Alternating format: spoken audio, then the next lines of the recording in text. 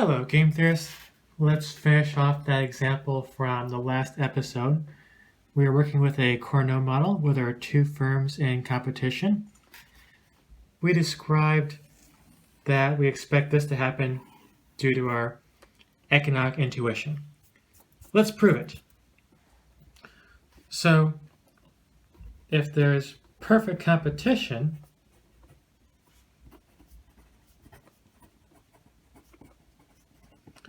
we know it means price equals marginal cost.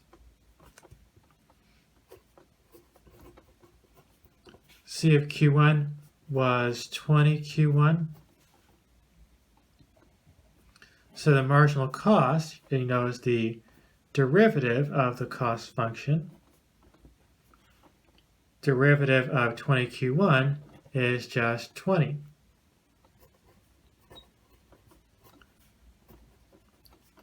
So under perfect competition, you get a price of 20. Now demand, we said, was P equals 60 minus Q.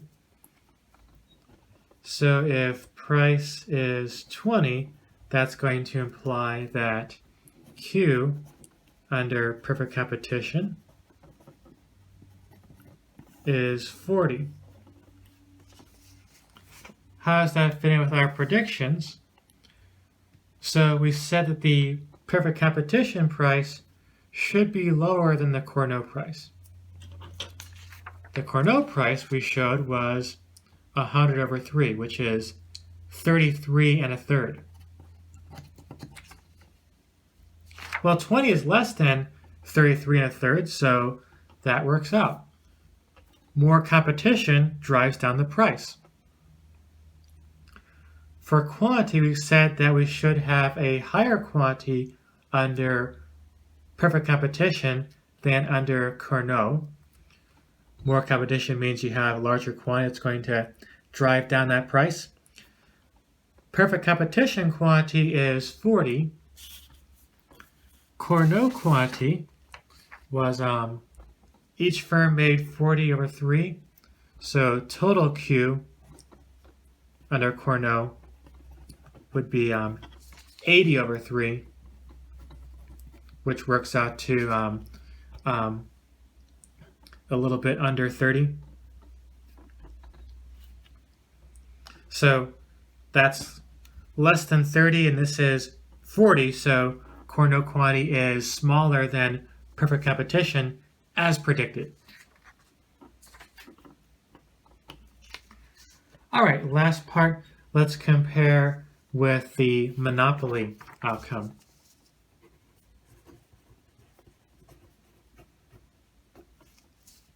We only have one firm, so we still have the same demand curve, P equals 60 minus Q, and the costs are just 20Q. Oops, just 20Q. There's only one firm, so I don't have to distinguish between Q1 and Q2.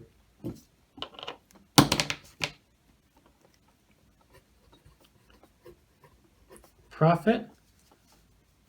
Well, profit is always just revenue minus costs. Revenue is P times Q.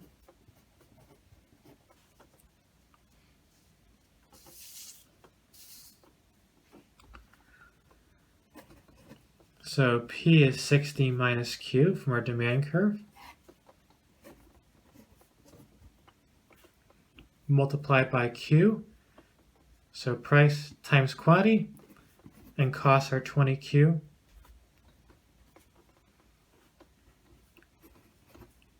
$60Q minus Q squared, if I expand this, minus 20Q. Combine these guys. 40Q minus Q squared. That's the firm's payoff. So to maximize that, you take the derivative and set it equal to 0.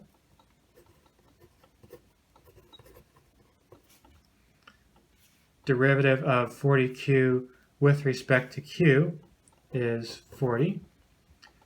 Derivative of q squared with respect to q is minus 2q.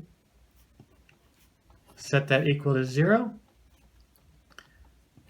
Rearrange.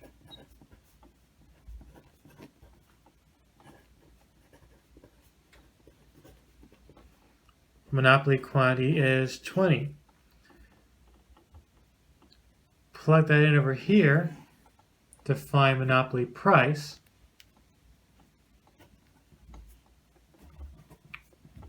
Price is 60 minus q. Q is 20, so that works out to a price of 40.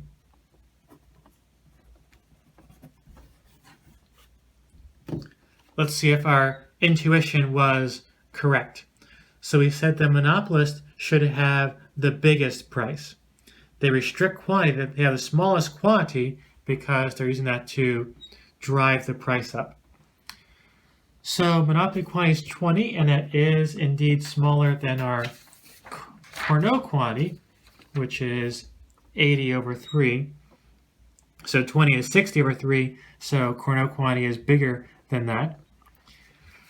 And monopoly quantity is also smaller than perfect competition quantity.